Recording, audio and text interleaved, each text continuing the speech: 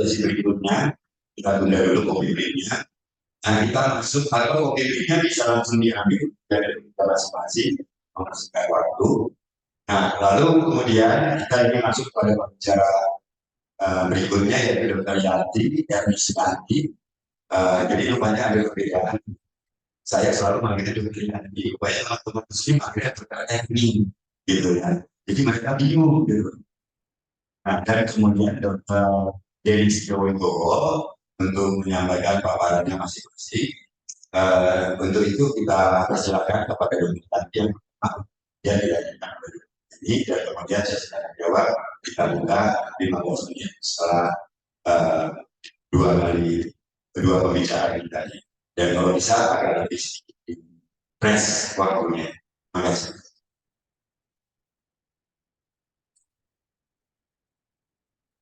Terima kasih Dr. Wahyu. Assalamualaikum warahmatullahi wabarakatuh. Selamat siang.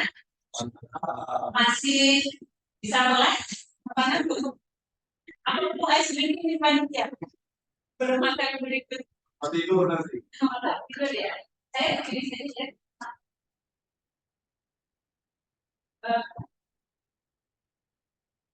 Kebetulan ini di hari pertama sebetulnya ya Dr. Wahyu ya. Ini yang pertama sebenarnya hanya sharing kasus saja yang jadi dari Sumatera bagian selatan. Tapi menurut saya malah di Sumatera bagian utara jauh lebih menarik ya, karena kasusnya sepertinya tiap bulan ada kasus ya. Saya mendengar aja ngerti ya, apalagi yang menjalani yang kena. Jadi di kesempatan kali ini saya akan sharing beberapa kasus kematian satwa akibat tindak pidana kejahatan terhadap satwa di wilayah Sumatera bagian selatan.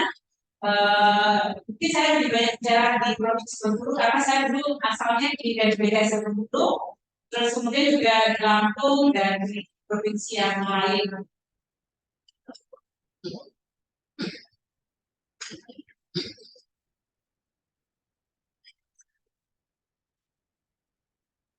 Ini sudah tahu semuanya, jadi nggak perlu saya sebutkan.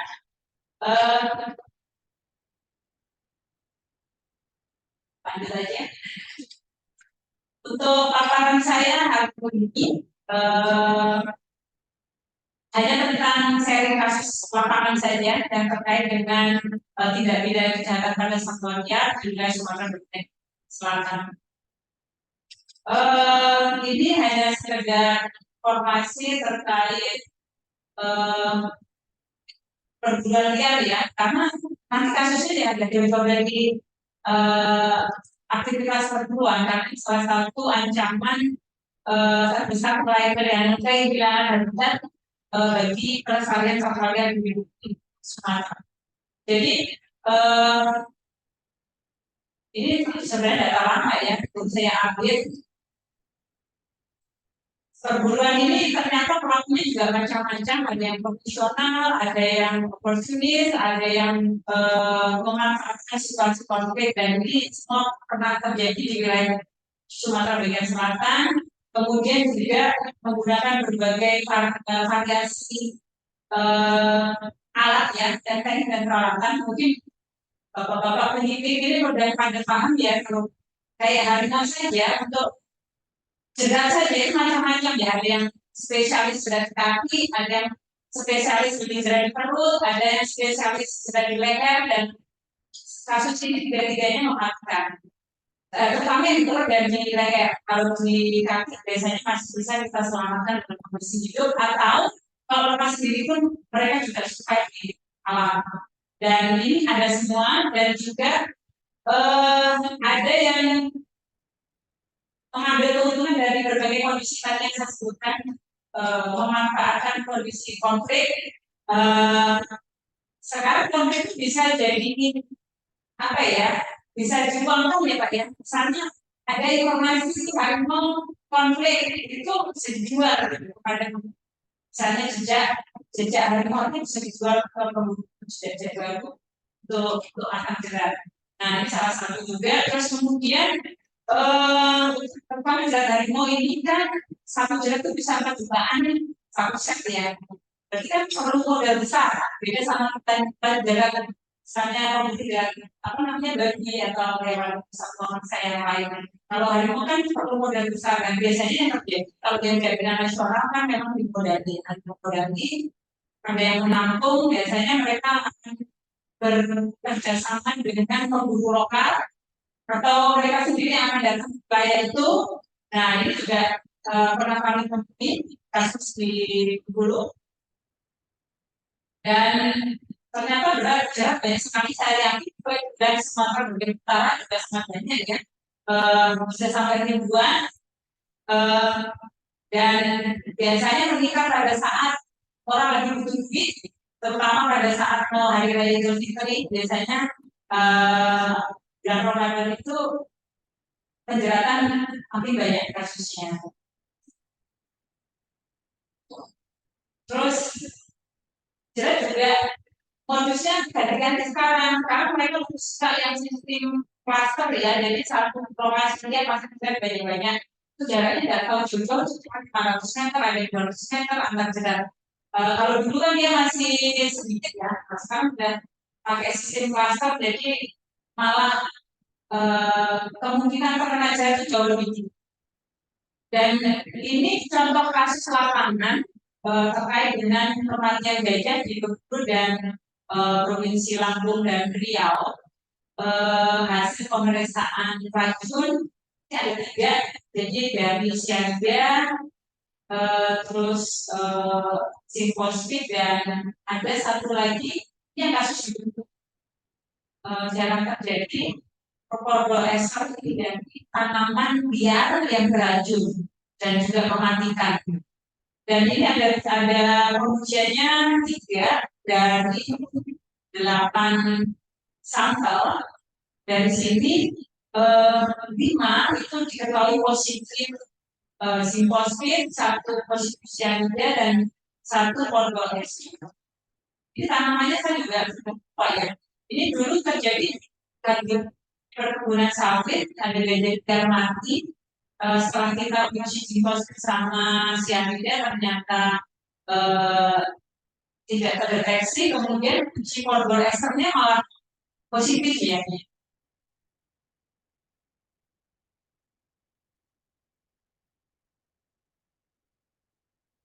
Dan untuk kasus-kasus keracunan, terutama simfosfit di wilayah Sumatera bagian selatan itu gak banyak variasi jenis racunnya yang beda. Di Aceh sama Sumatera Utara, saya pikir berbagai jenis racun ada dan dipakai oleh pelaku untuk apa namanya membunuh satwa liar ya, gajah dan harimau. Kalau di sana hanya yang kami temui hanya tadi ya, jadi cyanida, simfosfit, dan 1 dari tanaman yang tapi ada juga 1 lagi perbedaan, tapi karena kasus yang 2002 sama teman-teman penyidik tidak diambil sampelnya dan tidak dikirim ke laboratorium, jadi kita tidak bisa deteksi jenis racunnya. Dan untuk gejala klinis itu kok rata-rata sama ya, mirip. Ini nanti dari Bapak Stefan yang lebih jelas ya kalau terkait dengan racunnya. Dari yang kami temui kasus di gajah maupun harimau itu sama ya yang terjadi, yaitu dari apa namanya dari mulut, kemudian dari mata, telinga, anus itu ditemukan adanya pendarahan, kemudian yang susah ini ya, jadi meskipun hanya lewat 2-3 hari itu sudah otomatis, jadi kita tidak bisa pemeriksaan histopatologinya. Terus ada bekas muntahan di mulut, itu di harimau sama gajah juga sama. Jadi ada apa? Kayak muntahan berwarna abu-abu kehitaman. Iya, nggak kelihatan ya, campur darah. Dan ini gajah yang ini kebetulan gajah Cina yang diburu dan namanya sama kayak saya ya. Ini di TWA sebelah. Ini motifnya karena balas dendam. Jadi sebelumnya kami tim patroli kami menangkap pelaku illegal logging di dalam kawasan TWA. Kemudian besoknya gajah kami diracun. Jadi pakai sitosit mungkin karena kalau nyari sitosit jauh lebih mudah ya, ya. Dan saya lihat racun-racun yang dipakai para pelaku untuk keracunan satwa liar ini memang rata-rata mudah dibeli atau mudah didapatkan. Jadi nggak susah ya mendapatkannya. Terus ini juga mungkin karena sakit ya, jadi sakit di bagian sini ini ada kelihatan menejan. Terus alat kelaminnya juga lengkap dan ada pendarahan. Dan ini ada akumulasi gas yang berlebihan di rongga perut karena pengaruh dari racun. Jadi ini kalau ini memang tidak ada luka trauma, tapi ada pendarahan di mata, terus di telinga juga keluar, di anus, dan ini saat kami kakaknya saja itu sudah meledak. Jadi memang ada kandungan gas di rongga perutnya. Hampir semua ininya pendarahan, termasuk yang di rongga perut. Dan ini tampak organ dalamnya ya. Ini ada hati, warnanya sudah nggak normal, terus rapuh juga, terus kemudian limpahnya juga hitam gelap, terus di kotorannya kalau kita buka saluran cernanya ini ada pendarahan juga, terus di lapisan kotoran itu ada warna abu-abu. Saya lihat di harimau juga seperti.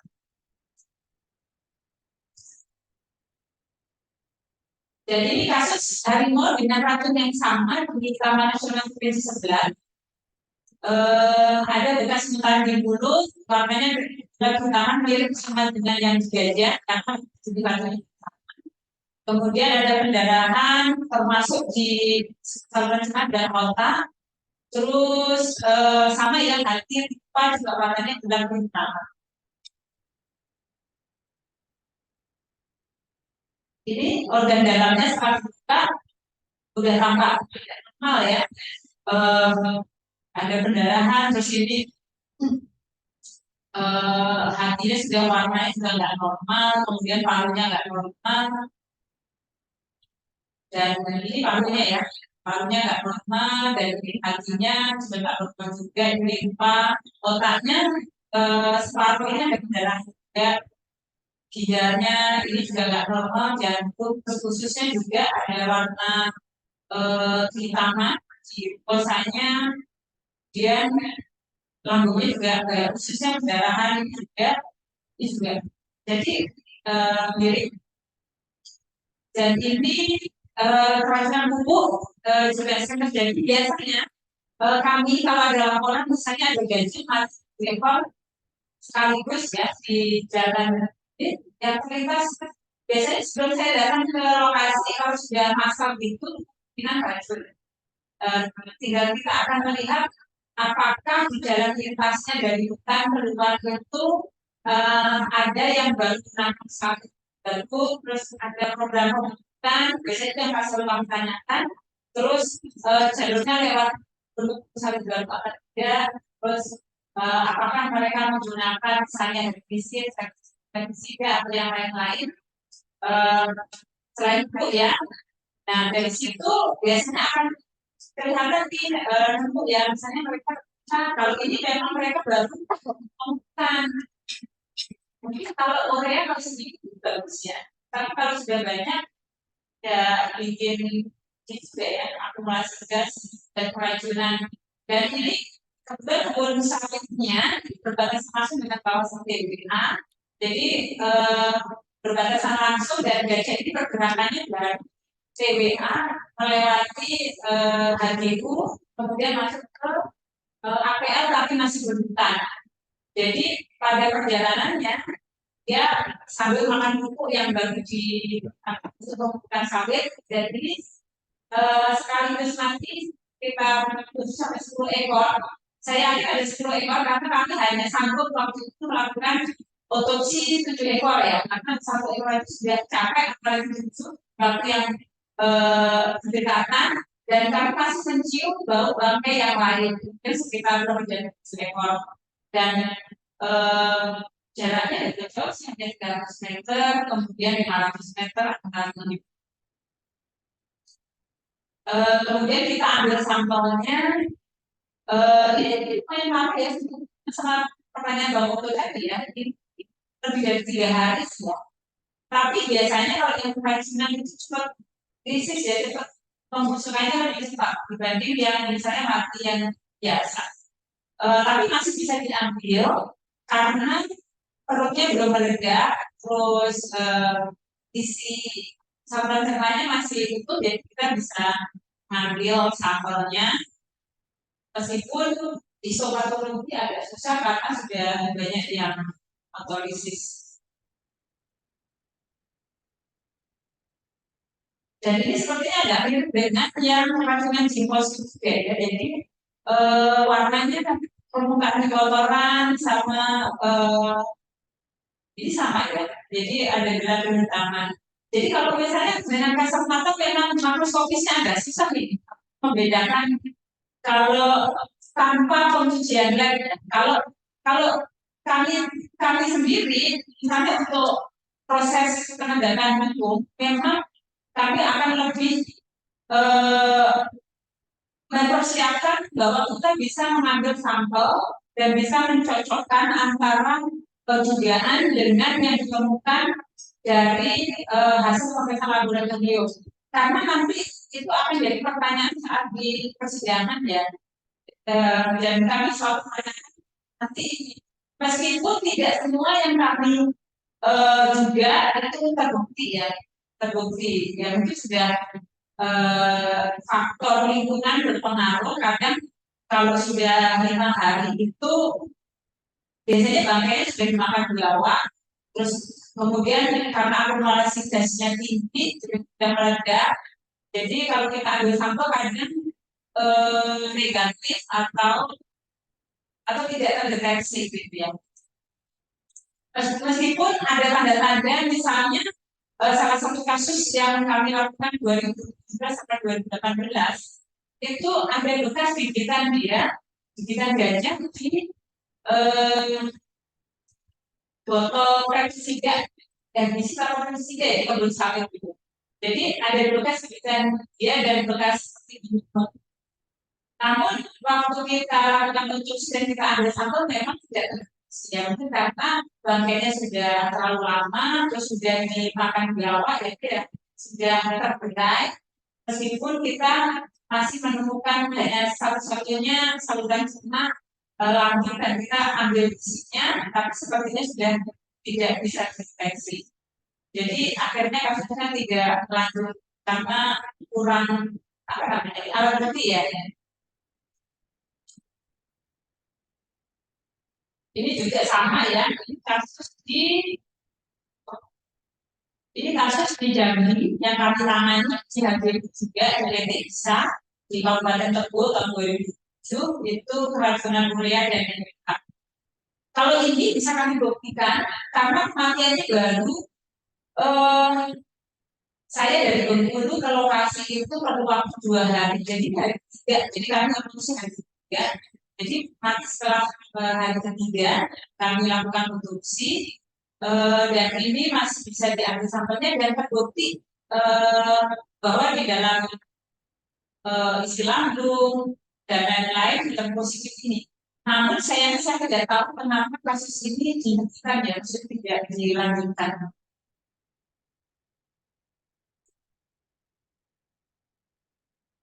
Dan ini yang paling banyak, saya yakin di Aceh dan Bulu Kawasan Sumatera Utara juga cukup banyak ya.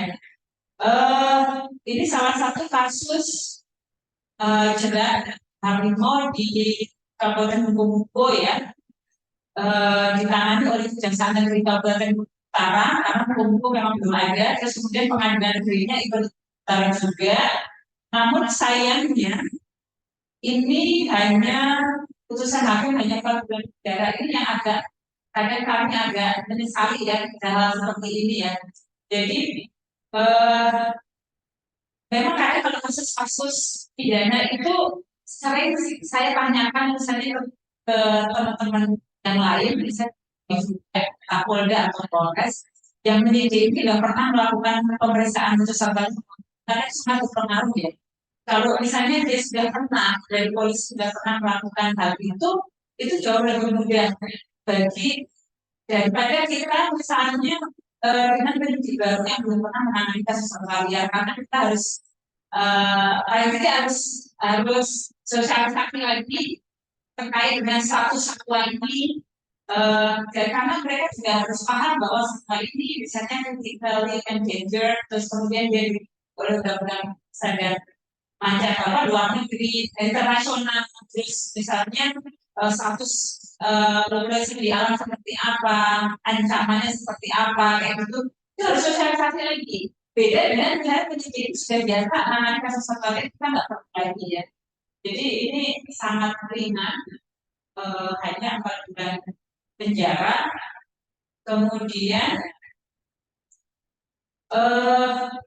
ini beberapa kasus narko yang terjerat yang pernah kami tangani tapi tidak semuanya karena yang di wilayah lain belum kami sebutkan ya tidak semua kasus ini ada tindak lanjut secara hukum ya maksudnya sampai selesai ada yang tidak lanjuti ada yang tidak meskipun kadang pelakunya sudah mengakui dan ada gitu ya kadang kasus kalau jelas itu kan agak susah nih biasanya agak susah penanganannya karena pelakunya tidak diketahui beda sama perdagangan bisa tertangkap tangan gitu. Tapi kalau jelas itu kan kayak pembunuh itu kan susah ya. Tapi kadang yang kasus ini kita pembunuhnya tahu dan mengakui tapi ya sayangnya kadang tidak sampai bisa lanjut sampai ke pengadilan.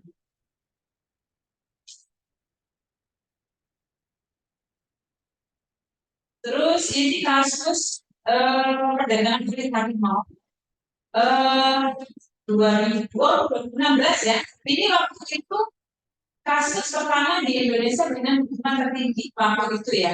Sebelum di Jambi tertangkap juga ya. Jadi ini yang pertama kali waktu itu di Indonesia dilakukan oleh penyidik dari Polres Maluku Utara, Kumpo.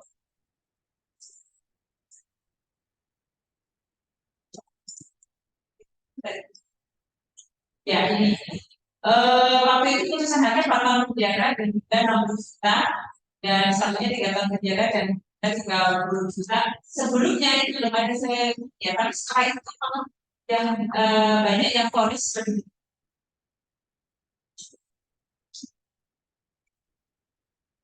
Terus ini juga kasus kulit dan ini yang disayangkan juga hanya 6 bulan penjara kasusnya di Sumatera Selatan di Palembang waktu itu ditangani oleh Polda Sumsel dan ada lagi ini masih tiga tahun penjara ya jadi masih ini tadi yang kami berdiskusi ya sama siapa ya dokter Zul sama dokter Doris ya terkait dokter Doris tanya gimana caranya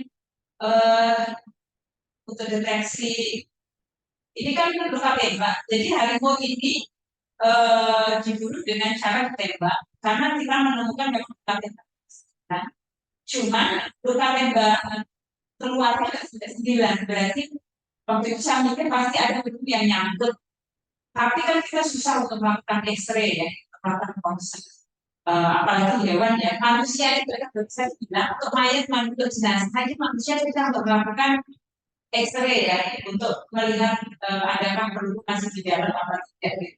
Atau lokasinya di mana saja apalagi hewan ya jadi waktu itu muncul ide waktu itu saya di Polres Utara kalau gimana kalau saya pinjam metal detektornya orang sana aja gitu ternyata bisa gitu jadi ini juga kayaknya akan dicontoh sama dokter Doris nanti kalau ada dijelaskan pakai saya pakai metal detektornya Polres dan ketemu ya akhirnya saya lihat apa ada ya jadi kadang-kadang kita kalau kita misalnya di pengadilan dengan bukan tempat tapi kalau turunnya nggak ada susah jadi memang harus kita menemukannya serpihannya jadi itu penting jadi caranya ya Nah sekali lagi ya istri nggak bisa kita pakai dalam organik.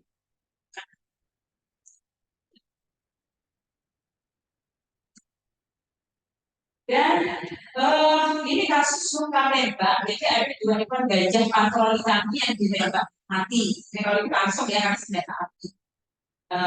Dan mereka pasang sih ya. Jadi eh, kami menemukan ini kayaknya luka tembak jarak jauh kalau dia dari presentasinya dokter Doris tadi ya. Jadi ini ada 2 ekor yang ditembak langsung dalam kawasan dan sedang patroli eh, pada malam hari. Jadi peluru itu mengenai menembus tulang tengkorak, tapi tidak ada keluar, tidak ada apa peluru keluar ya. Jadi berarti kan keluar tidak nih. Itu kita cari ada lubang kecil karena ada masih tanah baru ya, jadi ada bekas darah dan lubang kecil kita nyarinya lewat situ. Ternyata orangnya udah hancur, udah seperti gugur. Jadi kita udah nyari seperti itu ketemu sekian peluru dan kita lakukan uji di puslapor kalau tidak salah waktu itu. Dan kami juga tidak tahu kenapa kasus ini dihentikan, tapi yang jelas kami sudah berusaha sampai ke pricing ya. Jadi kesulitannya ya, kadang-kadang kita berusaha untuk melakukan penegakan hukum, tapi kadang berhenti di tempat. Terus ini kan seorang teman, sama seorang teman juga, kebetulan saya juga anak di Jambi. Leisure ini sekarang di SOCB ya. Jadi ini tertembak 62 peluru. Jadi ini orang utan yang dilepas liarkan di penyangga Taman Nasional Bukit 30, kemudian karena mau dijual dengan cara ditembak sampai 62, pelakunya 6 orang. Kemudian ada juga senjata tajam ya, senjata tajam yang kalabang juga di sini. Terus kebetulan ini ada yang kena matanya, jadi kami langsung di belakang mata masing-masing matanya juga. Terus kemudian ada yang juga di paru ya, tapi orangnya mati ya. Dan untuk kasus-kasus seperti ini dalam persidangan kita harus tahu jumlah peluru yang ditembakkan, terus di mana saja posisinya, terus yang paling penting peluru mana yang berakibat fatal itu yang harus kita ungkapkan sebagai ahli. Kenapa? Karena itu akan membantu memperberat hukuman bagi pelaku. Atau kalau misalnya korbannya mati, biasanya kejahatan itu kadang kalau di sekolah itu kombinasi antara jerat, luka tembak, racun, atau misalnya jerat, racun, atau pokoknya karena 3 itu biasanya kombinasi. Nah, sebagai ahli, kalau kita, saya dokter hewan, kita sebagai ahli, kita harus bisa membuktikan di persidangan dari jerat atau dari racun atau dari tembak yang paling mematikan yang untuk hewan itu. Jadi itu harus ditetapkan apakah racunnya, kenapa racunnya mematikan, kita harus bisa menyatakan. Terus bisa luka tembak, kenapa luka tembak itu mematikan? Berarti ada organ vital yang kena, misalnya otak atau paru atau jantung atau yang lain. Atau misalnya jerat, karena jeratnya mungkin leher atau jadi kayak ini. Jadi kita harus bisa dari 3 itu membuktikan mana yang paling mematikan, karena itu yang harus di persidangan. Kalau ini karena hewannya hidup, jadi waktu itu saya pakai yang memberatkan adalah meskipun kalau luka tembaknya senapan angin ya, biasanya hewan kalau senapan angin memang mati ya. Cuman masalahnya ada 4 peluru di bola mata ya. Jadi yang memberatkan meskipun hewan ini hidup, tapi tidak bisa dilepas liarkan kembali. Jadi tidak bisa lagi kalau ya karena buta, dua-duanya buta, tidak bisa. Dan ini kasus perburuan gajah. Ini gajah tidak pakai namanya Pratama. Jadi karena dagingnya seperti ini, karena menunjukkan pemburu. Jadi sore masih kalian dia sehat-sehat saja, di paginya kalian dia sudah seperti itu ya. Jadi sebenarnya ada hal-hal kecil di sekitar lokasi yang kami diabaikan. Misalnya, biasanya pemburu itu kalau saya perhatikan di Gaji maupun di Hati, mereka akan tinggal. Kadang ada yang bawa apa sih namanya, bungkus rokok, ada yang bawa bungkus makanan, air mineral, itu kadang dibuang-buang aja. Nah itu kalau misalnya dari itu diabaikan ya kadang itu adalah bukti. Maksudnya itu bisa diambil siapa tahu ada sebenarnya atau ada bukti yang lain ya yang bisa kita ambil. Kadang kan rokok pun kalau di desa-desa itu rokok macam-macam, tidak rokok umum yang dijual ya. Kalau di desa kalau rokoknya aneh-aneh ya kan tidak dijual di sembarang tempat, itu kan sebagai itu juga. Dan itu perlu kita perhatikan. Dan ini juga kasus penembakan pada harimau. Jadi ini juga karena dia nggak mati, kemudian dia ditembak. Ini ada 19 peluru di banyak. Ini yang saling kaki ini loh kalau peluru seperti ini ya, kayaknya. Kalau tembak seperti ini, tembak masuk juga sebenarnya. Jadi dia ditembak 19 peluru di sini. Kemana karena nggak mati lagi, kemudian dia tombak ada 9 luka tembakan di sisi tubuhnya, dan ada satu yang paling fatal karena tembak paru, akhirnya mati. Mati karena hipovolemia ya, karena pendarahan hebat. Kemudian ini contoh kasus senjata api juga di Jambi, harimau yang tertembak. Kalau ini hancur karena memang tidak mengenai organ vital ya, dia juga nggak perlu dan kita masih bisa selamatkan. Ini harimau-nya bukan karena mereka. Dan ini sudah ya. Jadi bisa kami ringkas dari kasus yang kami sampaikan tadi bahwa kasus kematian harimau dan gajah di wilayah Sumatera bagian selatan sebagai tindak pidana kejahatan pada satwa liar itu sebagian besar akibat dari perburuan liar. Kemudian mitigasi konflik satwa juga berpengaruh terhadap kematian satwa karena biasanya masyarakat yang terdampak konflik, kebunnya rusak atau ternaknya dimakan harimau juga berusaha untuk memburu satwa baik gajah maupun harimau dengan racun biasanya. Ada juga yang dengan electric fencing seperti kasus di penyangga TBBS. Kemudian perburuan satwa mangsa ini juga terdampak terhadap satwa dilindungi karena kami beberapa kasus buruan dan harimau itu terjerat karena jerat babi atau rusak ya karena pakai nilon. Kemudian perburuan satwa liar dengan memanfaatkan situasi konflik satwa ya, seperti yang saya sampaikan tadi bahwa kalau ada informasi konflik baik di media massa ataupun di daerah mengundang penduduk datang untuk membayar orang lokal memasang jerat. Jadi dan semua kasus tersebut kebanyakan mati karena racun, senjata api, senjata tajam, cedera, terutama jika yang tidak di perut, kalau di kaki masih bisa kita selamatkan, atau kombinasi di antara.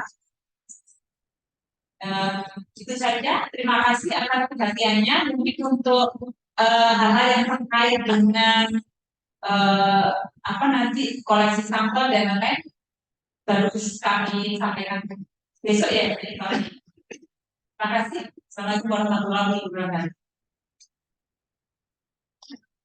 Terima kasih Dr. Yandi. Jadi untuk mempersingkat waktu, kita lanjut saja dengan Dr. Dedi untuk bisa melanjutkan materi pembicaraan bisa kita dengan pemeriksaan.